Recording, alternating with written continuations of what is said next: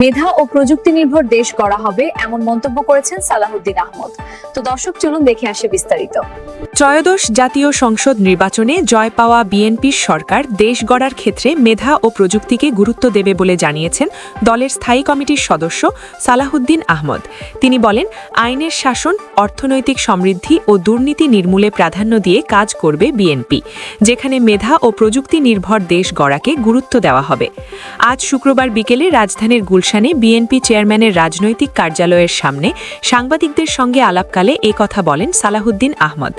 সুশাসন, সাম্য ও মানবিক মর্যাদার ভিত্তিতে একটি রাষ্ট্র গড়ে তুলতে তিনি সবার সহযোগিতাও কামনা করেছেন। বিএনপির সরকার তিনটি বিষয়কে গুরুত্ব দিবে উল্লেখ করে সালাহুদ্দিন আহমদ বলেন, আমরা তিনটি জিনিসকে সবচাইতে গুরুত্ব দিচ্ছি: আইনের শাসন প্রতিষ্ঠা, দেশের অর্থনৈতিক সমৃদ্ধি ও দুর্নীতি নির্মূল করা। নির্বাচনের মধ্য দিয়ে বাংলাদেশের শক্তিশালী গণতন্ত্র চর্চার ভিত্তি রচনা শুরু হয়েছে বলে মনে করেন সালাহুদ্দিন আহমদ। তিনি বলেন, এই যাত্রা অব্যাহত থাকবে। বিএনপির ৩১ দফার আলোকে রাষ্ট্র ও সংবিধানের সংস্কার করা হবে বলে জানান সালাহুদ্দিন আহমদ। তিনি বলেন, ইতিমধ্যে জুলাই জাতীয় সনদ স্বাক্ষরিত হয়েছে। এটি একটি রাজনৈতিক সমঝোতার দলিল। এটি অক্ষরে অক্ষরে পালন করা হবে।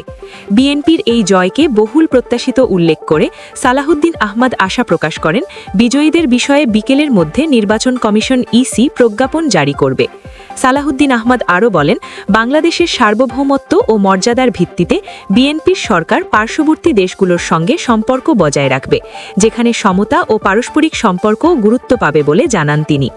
ত্রয়োদশ জাতীয় সংসদ নির্বাচনে জয় পাওয়া বিএনপির সরকার দেশ গড়ার ক্ষেত্রে মেধা ও প্রযুক্তিকে গুরুত্ব দেবে বলে জানিয়েছেন দলের স্থায়ী কমিটির সদস্য সালাহুদ্দিন আহমদ।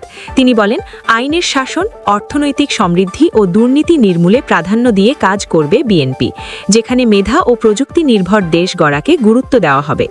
আজ শুক্রবার বিকেলে রাজধানীর গুলশানে বিএনপি চেয়ারম্যানের রাজনৈতিক কার্যালয়ের সামনে সাংবাদিকদের সঙ্গে আলাপকালে এ কথা বলেন সালাহুদ্দিন আহমদ। সুশাসন, সাম্য ও মানবিক মর্যাদার ভিত্তিতে একটি রাষ্ট্র গড়ে তুলতে তিনি সবার সহযোগিতাও কামনা করেছেন।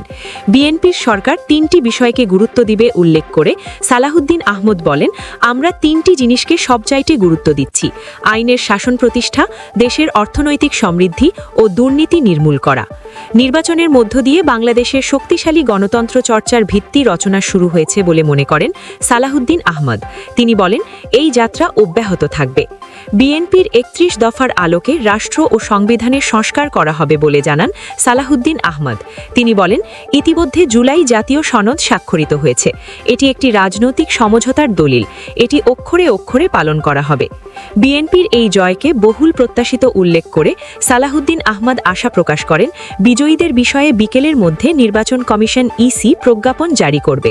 সালাহুদ্দিন আহমদ আরও বলেন, বাংলাদেশের সার্বভৌমত্ব ও মর্যাদার ভিত্তিতে বিএনপির সরকার পার্শ্ববর্তী দেশগুলোর সঙ্গে সম্পর্ক বজায় রাখবে, যেখানে সমতা ও পারস্পরিক সম্পর্ক গুরুত্ব পাবে বলে জানান তিনি।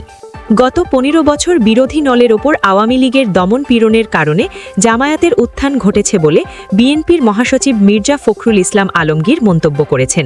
আজ শুক্রবার সকালে ঠাকুরগাঁও শহরের কালীবাড়ি এলাকায় নিজ বাসভবনে গণমাধ্যম কর্মীদের সঙ্গে আলাপকালে তিনি এই মন্তব্য করেন। জামায়াতে ইসলামীর উত্থান সম্পর্কে সাংবাদিকদের প্রশ্নের জবাবে বিএনপির মহাসচিব বলেন, দীর্ঘ ১৫ বছর ফ্যাসিস্ট শাসনের ফলে এটা হয়েছে। এটা একটা বিজ্ঞান, পলিটিক্যাল সায়েন্সের একটা অংশ। যখনই গণতন্ত্র চাপা থাকে, মানুষের কণ্ঠ রোধ করা হয়, তখন উগ্রবাদী শক্তিগুলো মাথা চাড়া দিয়ে উঠতে থাকে। সেটাই এদেশে ঘটেছে। আজকে জামায়াতের যেটুকু উত্থান হয়েছে তা আওয়ামী লীগের কারণেই হয়েছে।